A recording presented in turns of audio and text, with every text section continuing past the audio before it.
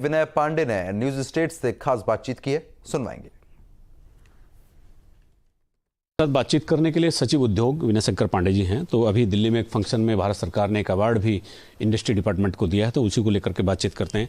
पांडे जी, एक तो बहुत बधाई आपको कि केंद्र सरकार ने एक अवार्ड सिंगल विंडो सिस्टम को डेवलप करने के लिए और एक इंडस्ट्रियलिस्ट के लिए रास्ता सुगम करने के लिए दिया है।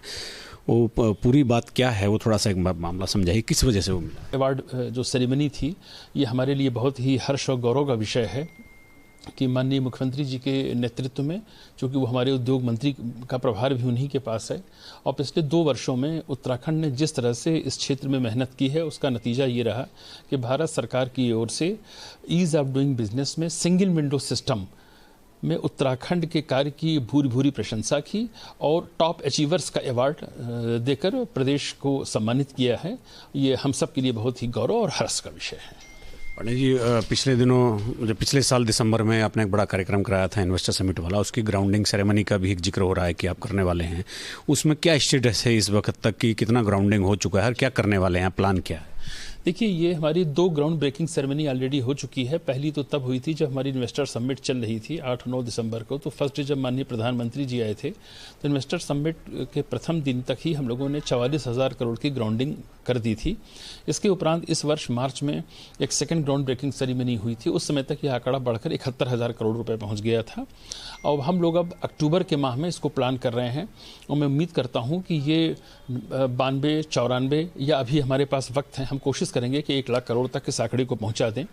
ये ग्राउंडिंग जो भी है बड़ी ही एक्चुअल, जहाँ पर या तो कार्य प्रारंभ हो गए हैं, कुछ संस्थानों में प्रोडक्शन भी शुरू हो गए हैं, और कुछ स्थान ऐसे हैं कि जहाँ पर सारी फॉर्मेलिटीज़ पूरी करने के बाद जो इंडस्ट्रियलिस्ट हैं, जो यहाँ उद्योग लगा रहे हैं, उन्होंने लैंड परचेज कर ली है, प्लांट मशीनरी खरीद ली है। ये सभी हमारी ग्राउंड ब्रेकिंग सेरेमनी का पार्ट बनेंगे और हम उम्मीद करते हैं कि उत्तराखंड इस दिशा में बहुत ही अच्छा कार्य करेगा।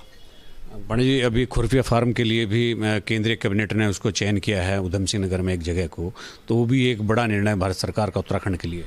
देखिए, ये जो एक ऐसी का प्रोजेक्ट है अमृतसर कलकत्ता कॉरिडोर, और ये उत्तराखंड के लिए उन सौभाग्यशाली प्रदेशों में से एक बनने का गौरव मिला कि पूरे देश में 12 स्थानों को ये न्यू इंडस्ट्रियल टाउनशिप के लिए केंद्र सरकार ने चुना। उसमें हमारा उधम सिंह नगर में स्थित खुरपिया फार्म भी है, जो लगभग 1200 करोड़ का ये प्रोजेक्ट है।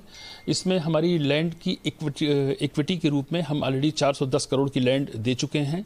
भारत सरकार की ओर से भी 400 करोड़ की धनराशि मिलेगी और इसकी सारी डीपीआर वगैरह सब स्वीकृत हो गई है। एक जो एसपीवी होती है वो भी क्रिएट हो गई है। जैसे ही भारत सरकार से पैसा प्राप्त होता है, हम लोग उसमें काम शुरू करेंगे और देश के टॉप बिजनेस हाउसेस और इंडस्ट्रीज वहां पर आएंगी। लगभग 75,000 लोगों को अतिरिक्त रोजगार का सृजन होगा। कैमरामैन सोनी कुमार के साथ न्यूज स्टेट के लिए देहरादून से अजीत सिंह राठी। उधम सिंह नगर में चोरों के हौसले बुलंद।